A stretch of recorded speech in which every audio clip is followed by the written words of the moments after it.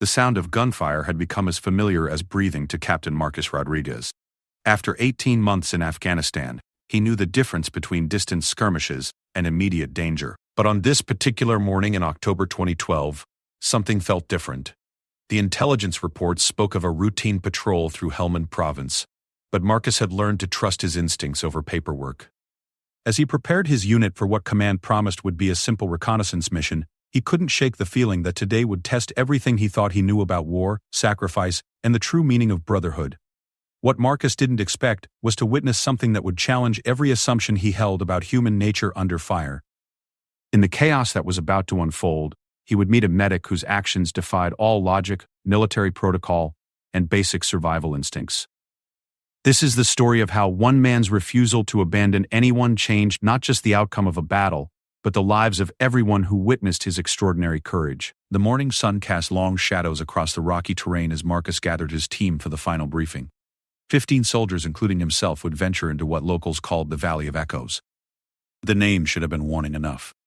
In this part of Afghanistan, every valley had earned its name through blood and loss. The Valley of Echoes got its name because gunshots bounced off the rocky walls for miles, creating a symphony of violence that could be heard long after the fighting stopped. Marcus looked at his men, each face telling a different story of their time in this unforgiving land. There was Sergeant Tommy Chen, barely 25 but already bearing the weight of 3 tours. His hands never stopped moving, always checking his rifle, adjusting his gear, or fidgeting with the photo of his newborn daughter he kept tucked in his helmet. Then there was Private Jake Morrison, the youngest of the group at 19, whose enthusiasm still hadn't been completely crushed by the harsh realities of combat. His eyes held a brightness that Marcus both envied and feared for, but it was the newest addition to their unit that caught Marcus's attention most. Staff Sergeant David "Doc" Williams had joined them only 2 weeks ago, transferred from a unit that had been hit hard during a Taliban offensive. Doc was different from other medics Marcus had served with. Most combat medics were cautious, understanding that their primary job was to stay alive long enough to help the wounded. Doc seemed to operate by a different set of rules entirely. During his brief time with the unit, Doc had already shown an unsettling tendency to put himself in harm's way. Just last week when they'd come under sniper fire during a routine supply run, Doc had crawled 50 yards across open ground to reach a wounded Afghan interpreter. How did the IMS explode with wounds and taking in resulting December freeze? The man wasn't even American military, but Doc had risked his life anyway. When Marcus confronted him about the unnecessary risk, Doc had simply shrugged and said, "Everyone deserves to go home." The simplicity of that statement had stuck with Marcus. In a war where everything was complicated, where allies could become enemies overnight, and every decision carried life or death consequences, Doc's moral compass seemed unnaturally clear. It made Marcus nervous. The briefing was straightforward enough. Intelligence suggested a small Taliban cell was using caves in the Valley of Echoes to store weapons and plan attacks on supply convoys. The mission was to investigate, gather intelligence, and if possible, neutralize the threat. Air support would be available if needed, but the rocky terrain made close air support difficult. They would be largely on their own. As they loaded into their vehicles, Marcus noticed Doc checking and rechecking his medical supplies. The medic carried more than regulation required, his pack bulging with extra bandages, morphine, and emergency surgical tools. When asked about the extra weight, Doc always gave the same answer: better to have it and not meet it than meet it and not have it. The convoy consisted of 3 armored vehicles, designed to protect against roadside bombs and small arms fire. Marcus rode in the lead vehicle with his radio operator and 2 other soldiers. Doc traveled in the middle vehicle with the bulk of the squad, while the rear vehicle carried their heavy weapons specialist and additional ammunition. The drive through the valley began peacefully enough. The landscape was beautiful in its harshness, with towering rock formations creating natural corridors that had been carved by centuries of wind and water. Ancient trade routes had once passed through these same valleys, connecting civilizations across continents. Now they served as highways for a very different kind of commerce. About 40 minutes into their journey, Marcus received word from their forward scouts that they had located the suspected cave system. The caves were positioned halfway up a steep rocky slope, accessible only by a narrow trail that switchbacked up the mountainside. It was a natural fortress, offering excellent fields of fire, while providing protection from airstrikes. Marcus made the decision to approach on foot, leaving their vehicles in a defensive position at the base of the valley. As they began their ascent, he couldn't shake the feeling that they were being watched. The rocks provided countless hiding spots, and the Taliban were masters at using the terrain to their advantage. Doc moved with the unit, but Marcus noticed he spent as much time watching his fellow soldiers as he did scanning for threats. The medic had developed an almost supernatural ability to anticipate injuries before they happened. He would position himself near soldiers who seemed tired or were favoring one leg. He always seemed to know who might stumble on the rocky terrain, or who was pushing themselves too hard in the thin mountain air. The first sign of trouble came from their point man, Sergeant Chen. He held up a closed fist, the universal signal for everyone to freeze. Marcus worked his way forward to Chen's position and saw what had caught his attention. Fresh footprints in the dusty soil. Multiple sets, all heading up toward the caves. They weren't alone on the mountain. Marcus made a quick tactical decision. They would continue up the trail, but with increased vigilance. He positioned his soldiers in a staggered formation, ensuring that if they were ambushed, not everyone would be caught in the kill zone. Doc naturally fell into position in the center of the formation, where he could respond quickly to casualties from either direction. As they climbed higher, the trail became more treacherous. Loose rocks threatened to send soldiers tumbling down the steep slope, and the thin air made every step an effort. Marcus was beginning to think they might reach the caves without incident when the world exploded around them. The Taliban had chosen their ambush site perfectly.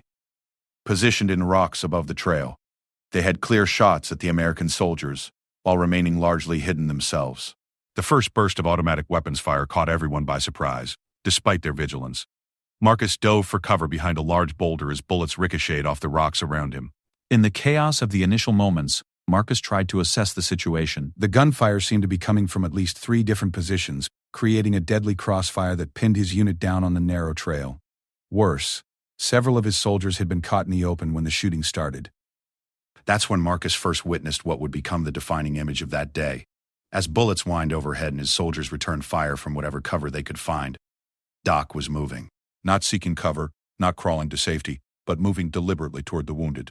Private Morrison had been hit in the initial volley, a bullet catching him in the shoulder and spinning him around before he fell behind a small outcropping of rock. The position offered some protection, but Morrison was bleeding heavily and clearly in shock.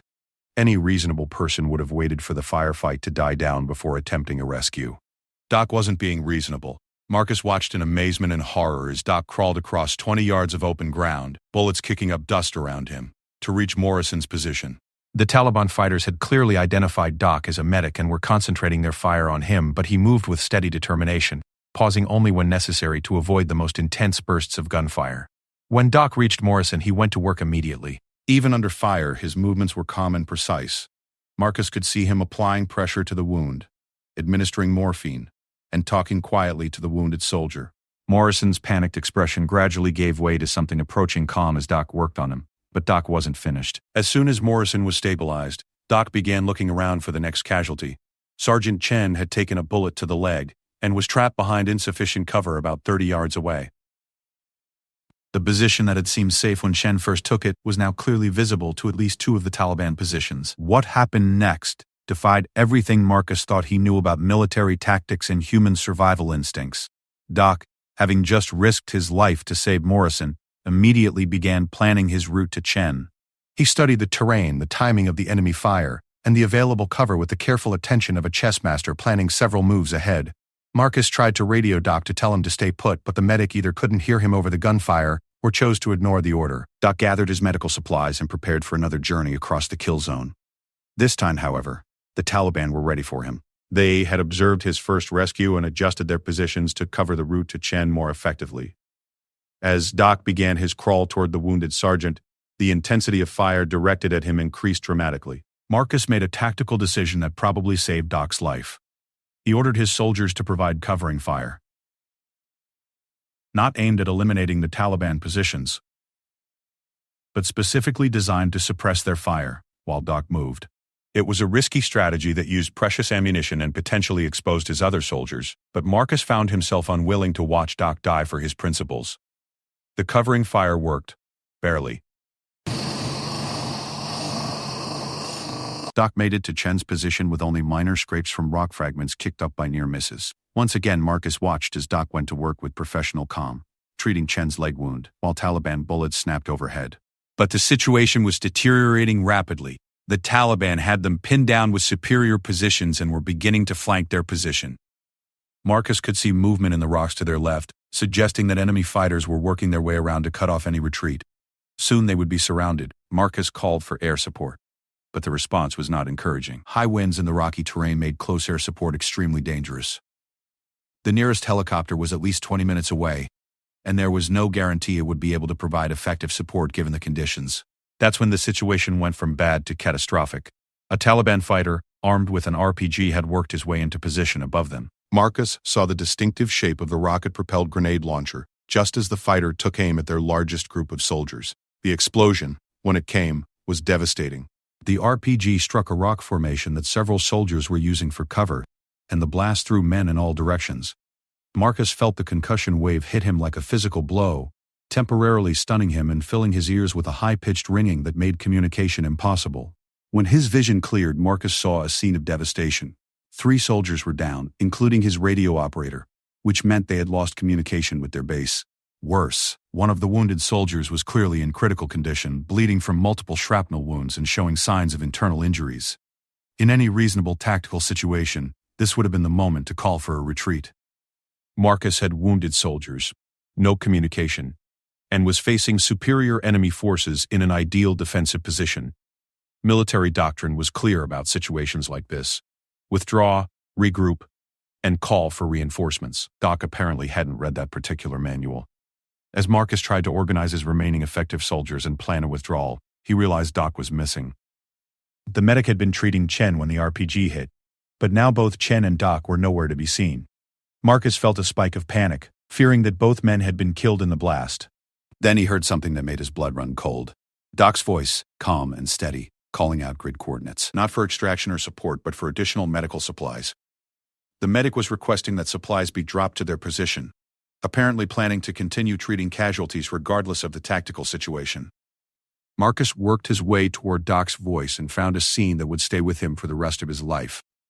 Doc had somehow managed to move all 3 of the most seriously wounded soldiers to a small depression in the rocks that offered minimal protection from direct fire. He was working on all 3 simultaneously, moving between them with methodical efficiency.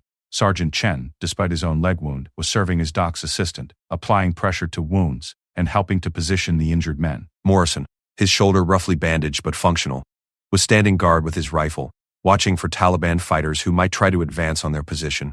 The most seriously wounded soldier was barely conscious, his face gray from blood loss and his breathing shallow and rapid. In any normal situation, he would have been evacuated immediately to a field hospital. But Doc was treating him as if they had all the time in the world, carefully checking for internal bleeding and monitoring his vital signs. Marcus crawled into the depression and grabbed Doc's shoulder. "We have to move," he said. "They're flanking us. We'll all be dead in 10 minutes. Doc looked up from his patient, and Marcus saw something in his eyes that gave him pause. It wasn't fear or panic or even determination. It was a kind of serene focus that seemed completely disconnected from their desperate situation. "Captain," Doc said quietly, "I understand the tactical situation, that I've got 3 men here who will die if they're moved. Give me 15 more minutes. 15 minutes. Marcus looked around at their position, calculated the enemy's likely movements, and realized that 15 minutes was probably longer than any of them had to live. The Taliban were professional fighters who understood small unit tactics. They would continue to tighten the noose until the Americans were completely surrounded, then finish them at their leisure. But something in Doc's voice made Marcus hesitate. The medic wasn't asking for a miracle or begging for help. He was simply stating what he needed to do his job, as if the bullets flying overhead were merely an inconvenience rather than a mortal threat.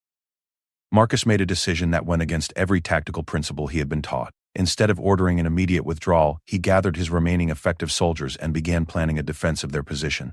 If Doc needed 15 minutes, Marcus would try to give it to him. The next 15 minutes felt like hours. Marcus positioned his remaining soldiers to create a defensive perimeter around Doc's improvised medical station. They had 7 effective fighters, including Morrison, who was still mobile despite his shoulder wound, against an estimated 12 to 15 Taliban fighters who held superior positions and were actively working to surround them. Marcus knew the mathematics of their situation were grim. In urban warfare, or open terrain, 7 American soldiers might hold their own against superior numbers thanks to training and equipment. But pinned down on a narrow mountain trail with limited ammunition and no communication with base, their advantages were rapidly disappearing. The Taliban fighters seemed to understand this as well. The intensity of their fire decreased, suggesting they were content to pin down the Americans while moving into better positions. Marcus could see movement in the rocks above and to their flanks, confirming his worst fears. Soon they would be completely surrounded. Doc continued his work as if the gunfire was merely background noise. He had managed to stabilize the most critically wounded soldier, but the man was still unconscious and needed immediate surgical intervention.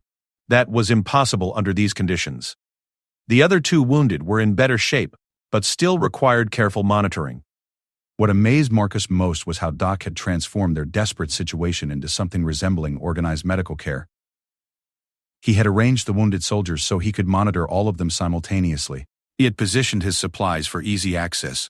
He had even established a simple triage system, color-coding the wounded based on the severity of their injuries, using strips torn from his own uniform. Sergeant Chen, despite his own wound, had become Doc's primary assistant. Marcus watched as the sergeant followed Doc's instructions with the precision of a trained nurse, applying bandages, monitoring pulse rates, and even preparing medications under Doc's careful supervision. Chen had no medical training beyond basic field first aid, but Doc's calm instructions were turning him into an effective medical technician. Private Morrison had appointed himself as security for the medical station. Despite his wounded shoulder, he maintained watch over the approaches to their position, his rifle ready and his eyes constantly scanning for threats. The young soldier's earlier brightness had been replaced by a grim determination that reminded Marcus of much older veterans. The transformation of his soldiers fascinated Marcus almost as much as it worried him. Doc's refusal to abandon his patients was inspiring the entire unit to fight beyond their normal limits. But inspiration, Marcus knew, wouldn't stop bullets or overcome tactical disadvantages.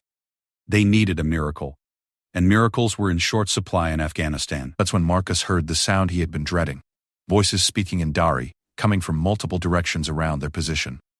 The Taliban fighters were coordinating their final assault. Soon they would attack from several directions simultaneously and Marcus's small perimeter would collapse. Marcus made a desperate decision. He gathered Morrison and two other soldiers who were still mobile and prepared to launch a preemptive attack on the closest Taliban position. If they could eliminate one of the enemy positions quickly, they might create an escape route for the wounded. Doc overheard Marcus briefing his soldiers for the attack and looked up from his patients. "Captain, give me 5 more minutes. I think I can get them stable enough to move." 5 more minutes. Marcus looked at his watch and realized they had been pinned down for nearly an hour. Their ammunition was running low. They had no communication with base, and the enemy was preparing for a final assault. 5 more minutes might as well have been 5 hours. But again, something in Doc's voice made Marcus pause. The medic spoke with the same calm certainty he had shown throughout the crisis, as if he possessed information that others lacked. Marcus found himself nodding agreement before he fully understood why. 5 minutes, Marcus said, but that's all. Then we move, ready or not. Doc simply nodded and returned to his work. But Marcus noticed that his pace had increased slightly. The Macket was working faster without sacrificing precision, his hands moving with the efficiency of someone who had performed these procedures hundreds of times. What happened next demonstrated why Doc had earned the respect of every unit he had served with.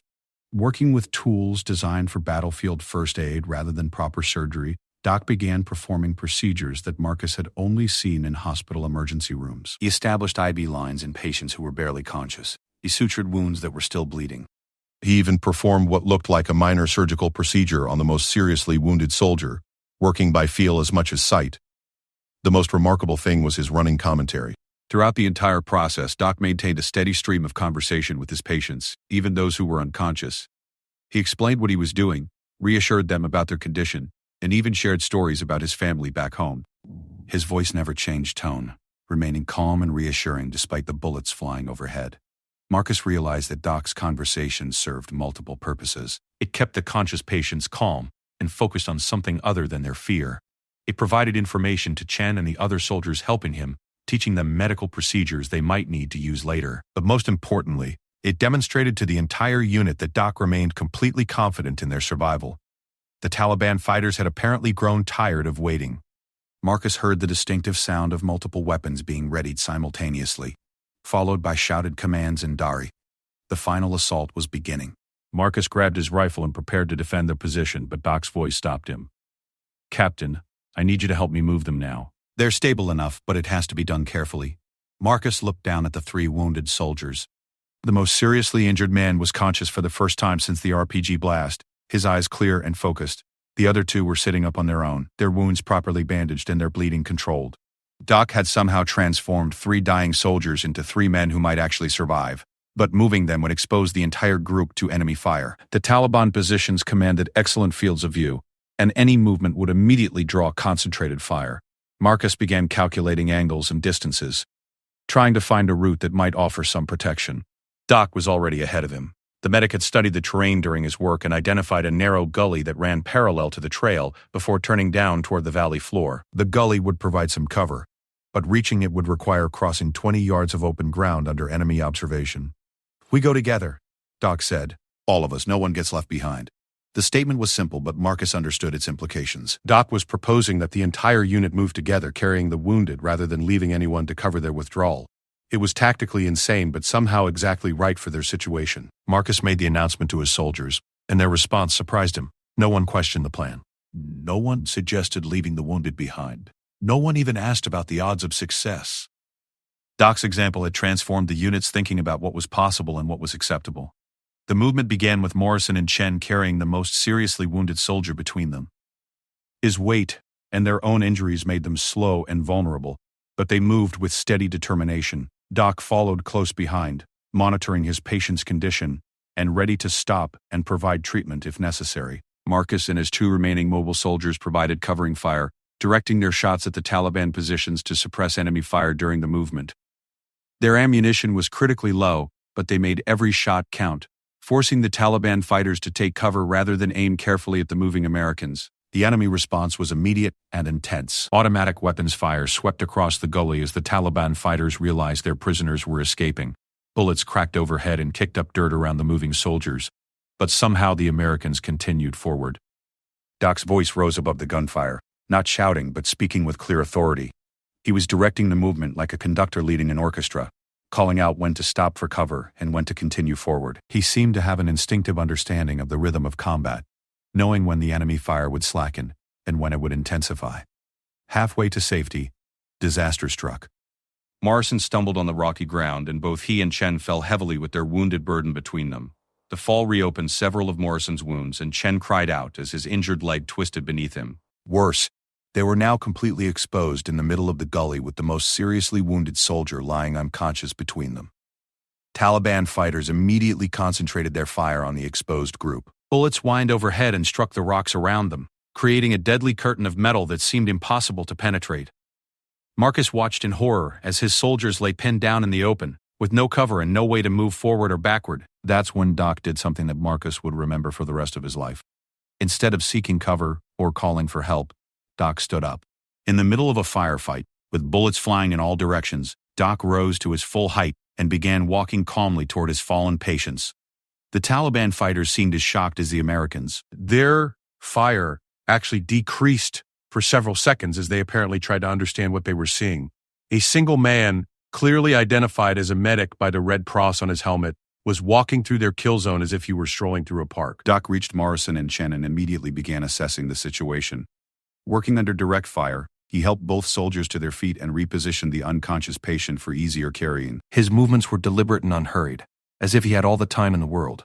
Marcus realized that Doc's calm was having an effect on the Taliban fighters. Their shooting became less accurate as they seemed reluctant to fire directly at a clearly identified medic who was obviously treating wounded soldiers.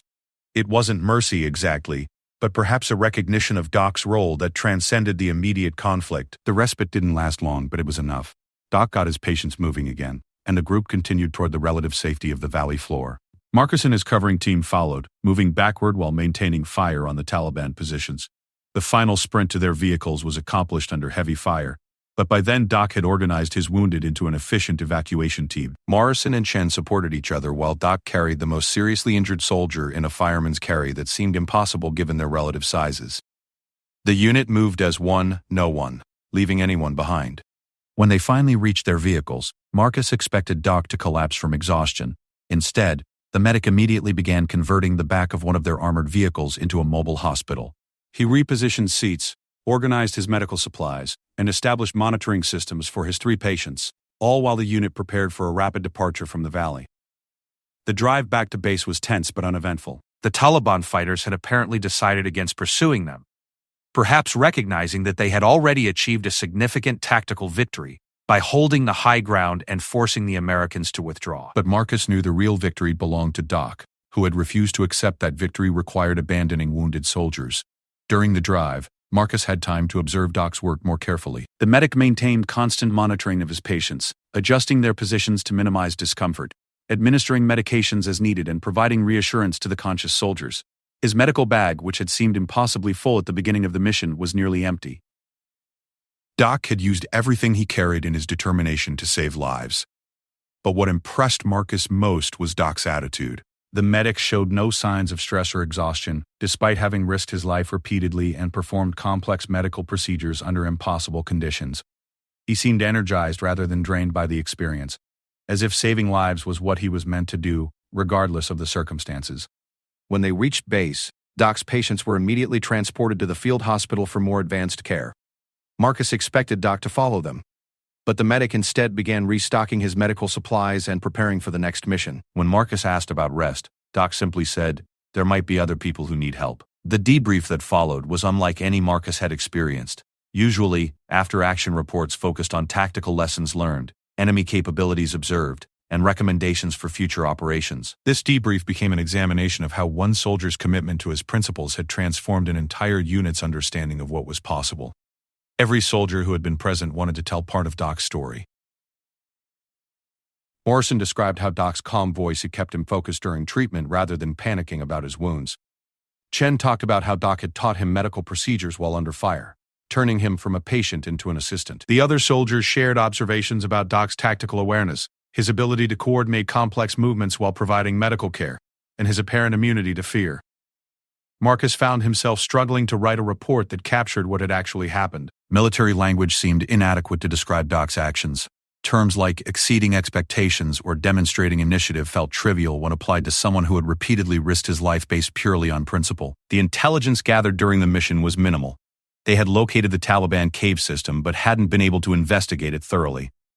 The enemy fighters had retained control of their position and could continue using it for future operations.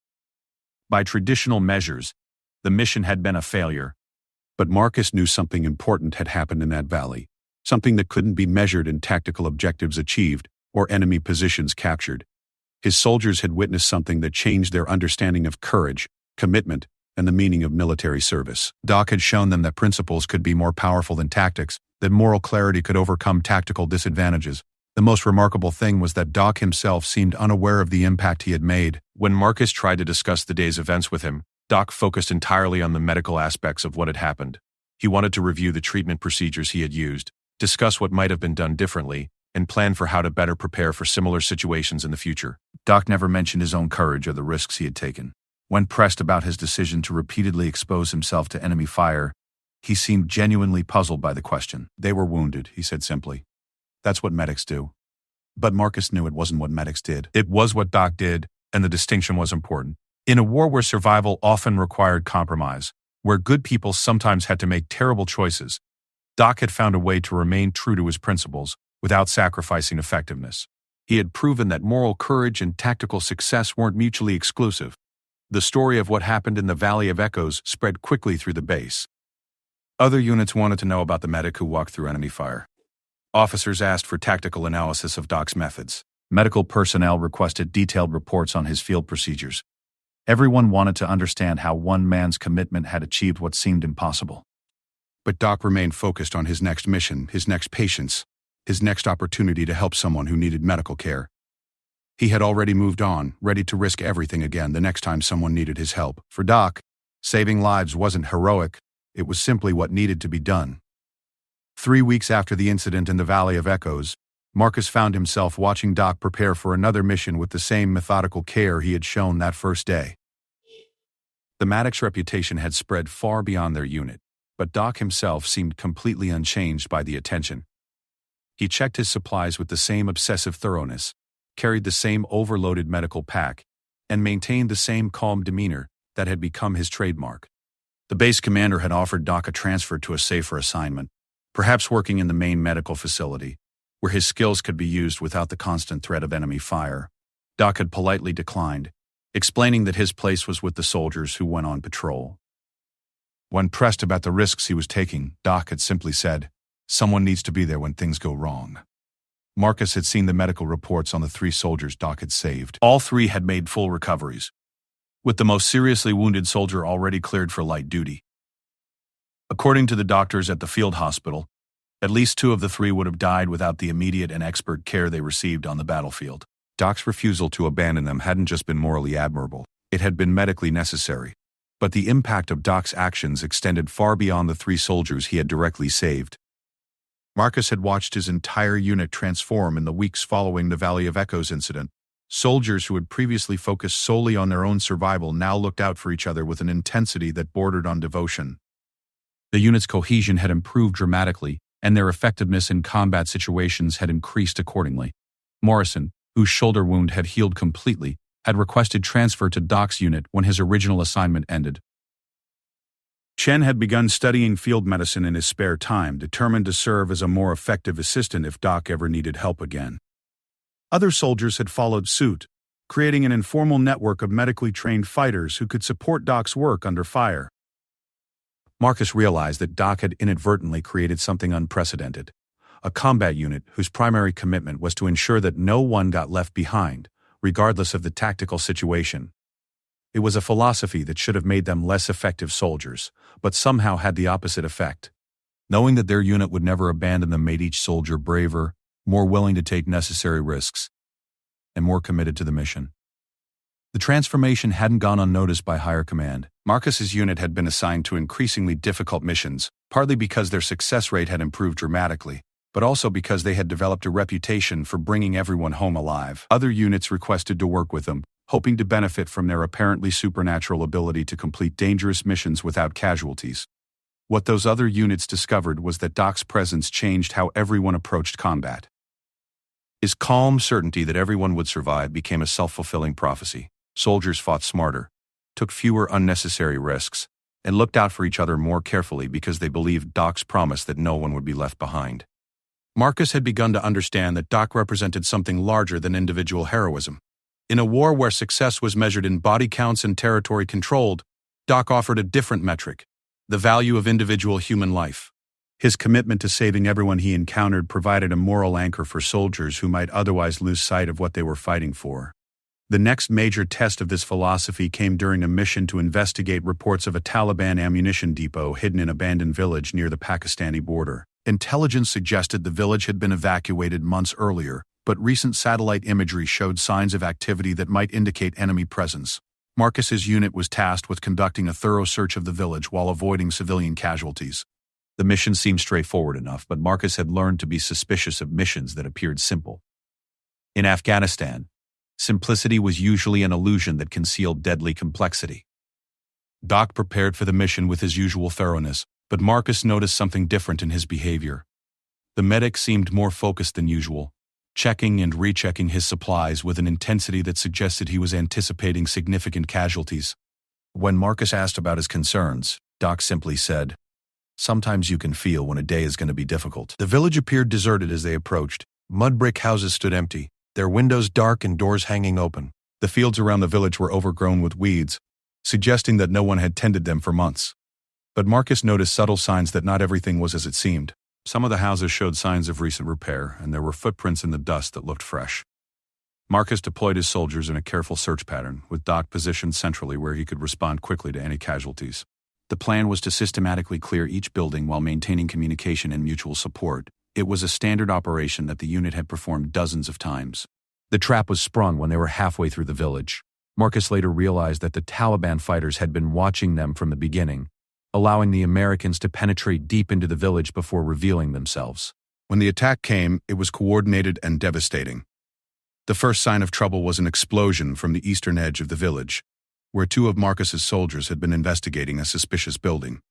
The blast was followed immediately by automatic weapons fire from multiple positions, creating an overlapping field of fire that effectively divided the American unit into isolated groups. Marcus found himself cut off from most of his soldiers, able to see them but unable to reach them due to the intense enemy fire. Through his radio, he could hear reports of casualties from multiple locations. The Taliban fighters had planned their ambush perfectly, using the village's layout to fragment the American unit and prevent mutual support. Doc's voice cut through the chaos on the radio, calm and professional as always.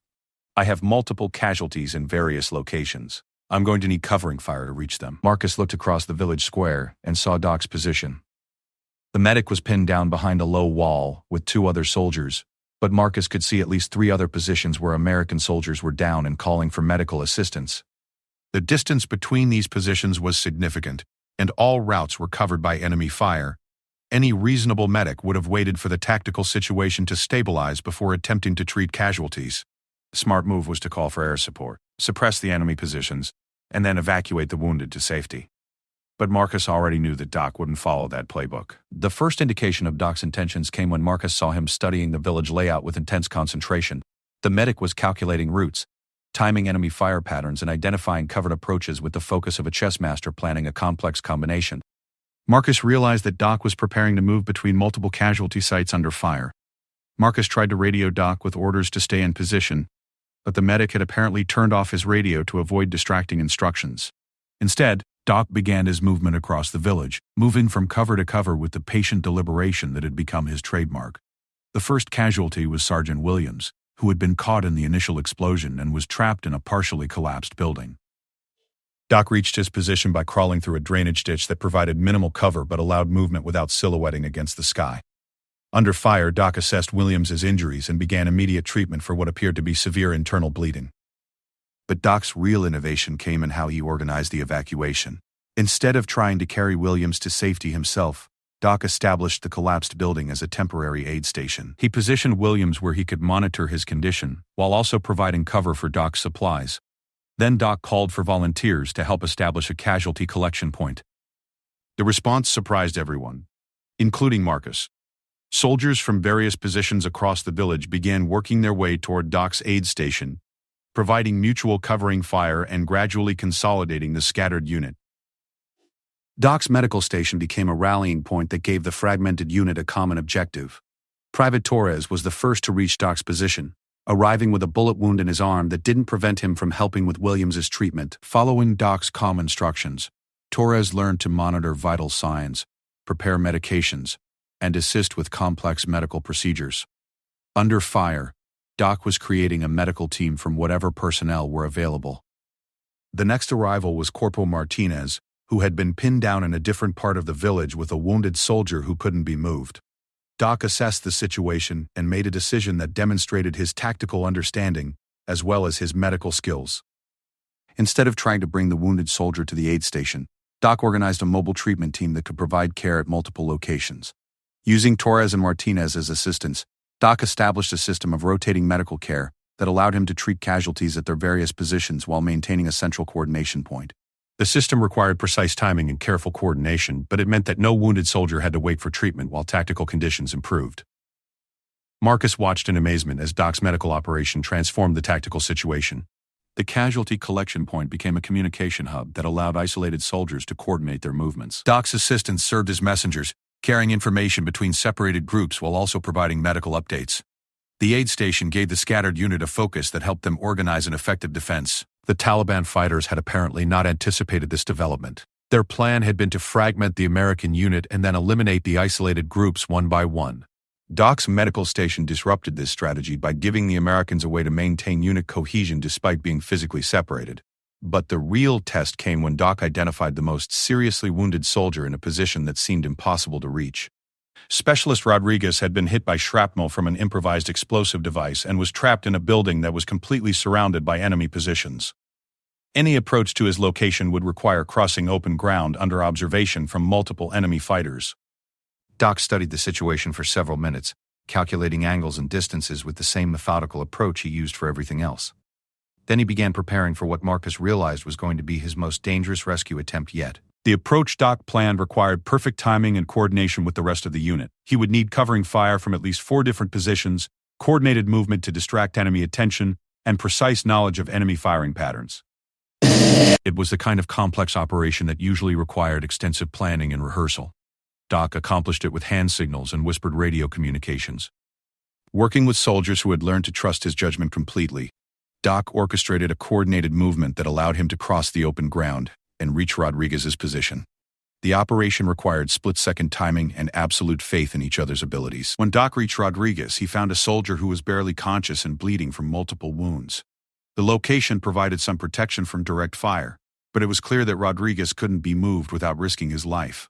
Doc would have to perform complex medical procedures in a position that was under constant enemy observation. What happened next became legendary among the soldiers who witnessed it. Working under direct enemy fire, Doc performed what amounted to battlefield surgery on Rodriguez. He stopped internal bleeding, repaired damaged arteries, and stabilized injuries that would have been challenging to treat in a fully equipped hospital. All while Taliban fighters tried to eliminate him with increasingly accurate fire.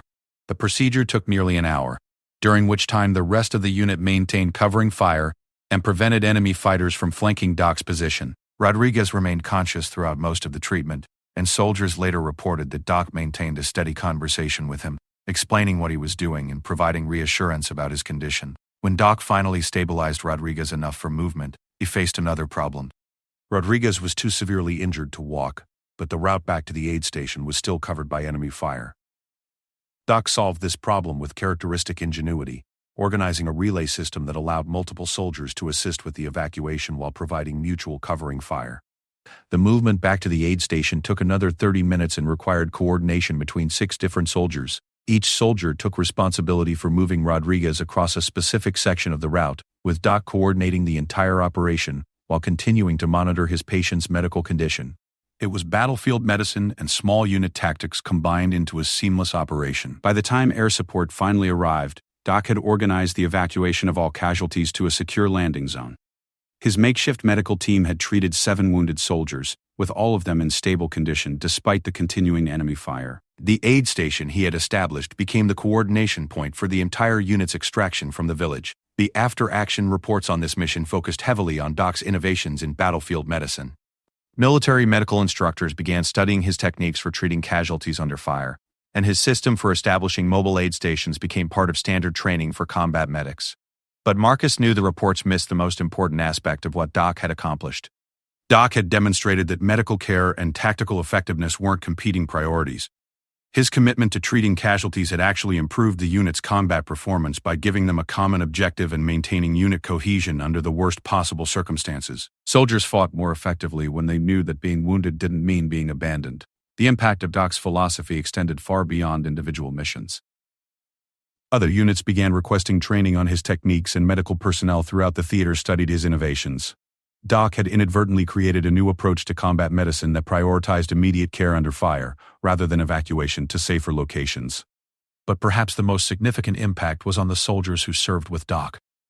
Marcus had watched his men transform from individual fighters into a cohesive unit, whose primary commitment was to each other.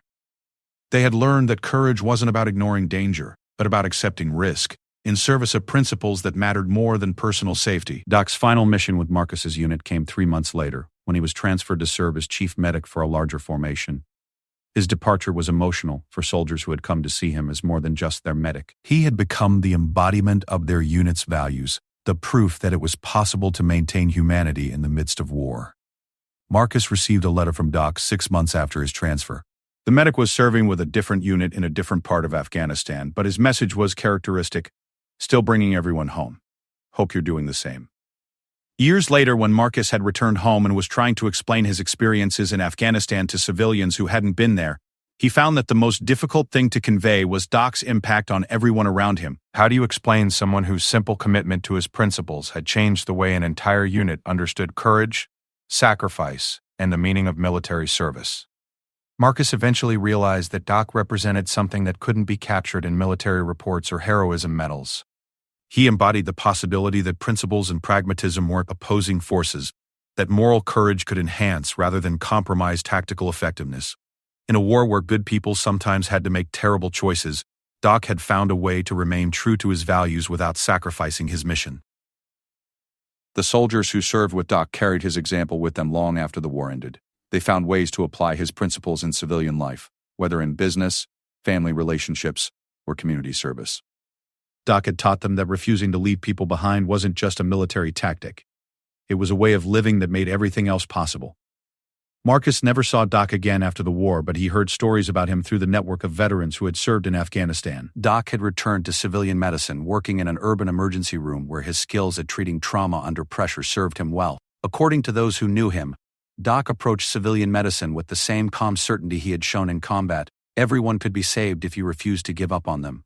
The last Marcus heard, Doc was still working night shifts in the emergency room, still carrying more medical supplies than regulations required, still treating each patient as if their life was the most important thing in the world. Some things, Marcus realized, never change, and sometimes that's exactly what the world needs.